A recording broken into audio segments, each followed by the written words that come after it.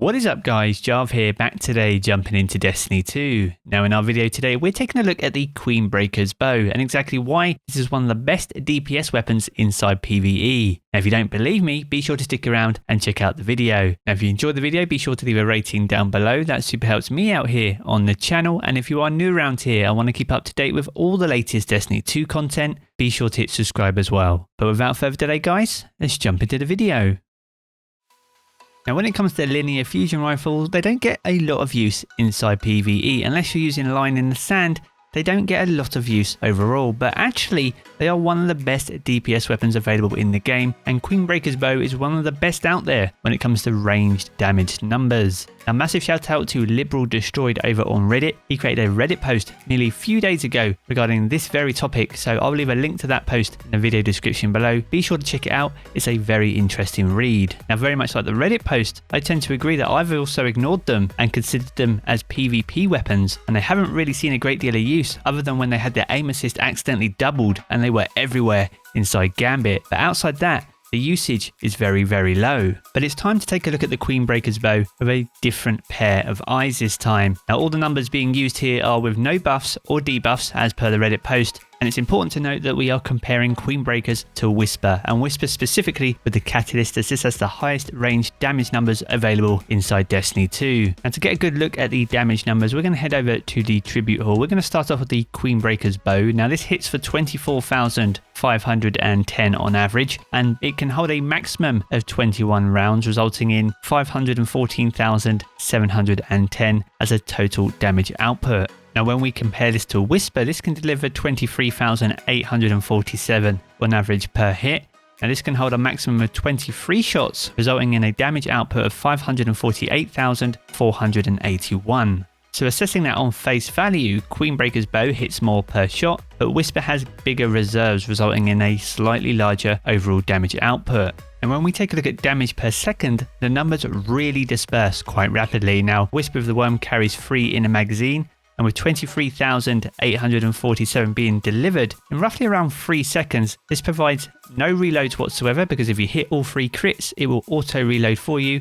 And as it's delivering roughly 1 round every second, that is 23,847 damage per second. Now the Queenbreaker doesn't have any auto reload function, so you have a magazine maximum of 5, that's delivering 24,510 per round over 7 seconds on average. That results in damage per second of 17,507, so quite a massive difference between what the total damage outputs of these weapons are versus their damage per second. Now I know what you're thinking, well, how is the Queenbreaker better? The figures clearly state that the Whisper's better based on the numbers alone. Well, that would be correct, but those numbers are simulated, and when you put them in a real world environment, you're having to hit 23 continuous precision shots to ensure optimal DPS. You only have to miss 1 shot or get flinched by an ad, and that will make your DPS drop through the floor, especially with the Whisper of the Worm. Now a great example is looking at the Sanctified Mine from the Garden of Salvation raid. Xenophage always outperforms Whisper because it's easier to use, it doesn't require a critical shot, and when you pair it with Action Warrig, it is a very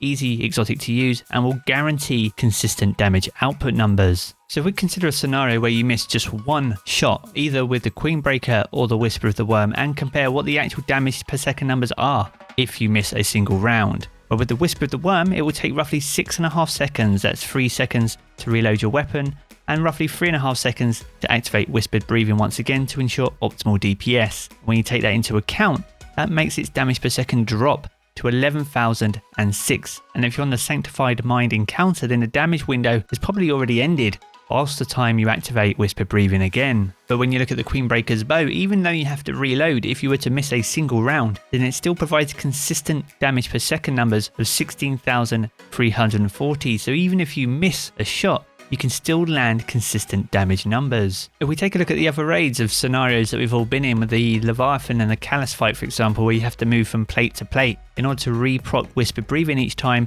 that will mean you'll lose roughly 2 seconds of damage with Whisper each and every time. And this is all avoidable if you were to use Queenbreaker's bow.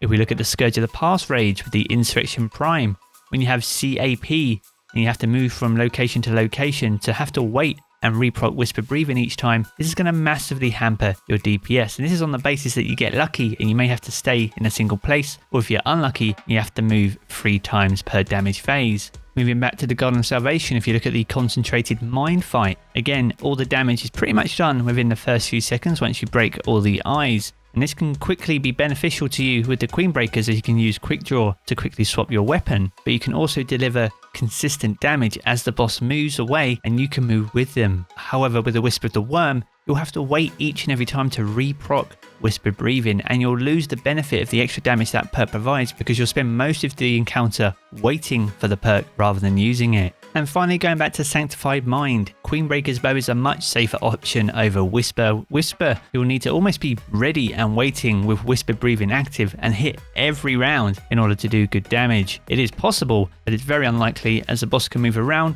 but also you can get flinched by some adds. And as we mentioned before, Queenbreakers is a much safer option in this scenario. Even if you miss one round, you can still deliver some consistent damage numbers. Now, it's important to stress that Queenbreaker and Whisper aren't the only 2 DPS options in the game. There's some of the best ranged options. Xenophage with Actium Warrig is probably the easiest option to use when it comes to ranged damage. But if you want optimal damage, then there are many other weapons available to your disposal. Things like Fallen Guillotine, Line in the Sand, Witherhoard, Anarchy, Xenophage, the list goes on. But as I said, if you're looking for a ranged option and you have encountered those scenarios we mentioned earlier, then seriously consider giving Queenbreaker a go. It may surprise you the amount of damage that you can do with this in your hands. Now, if you have enjoyed the video, be sure to leave a rating down below. That super helps me out here on the channel. And if you are new around here, I want to keep up to date with all the latest Destiny 2 content, be sure to hit subscribe as well. I'm going to jump back into the game as always, guys, but I will catch you all again very soon.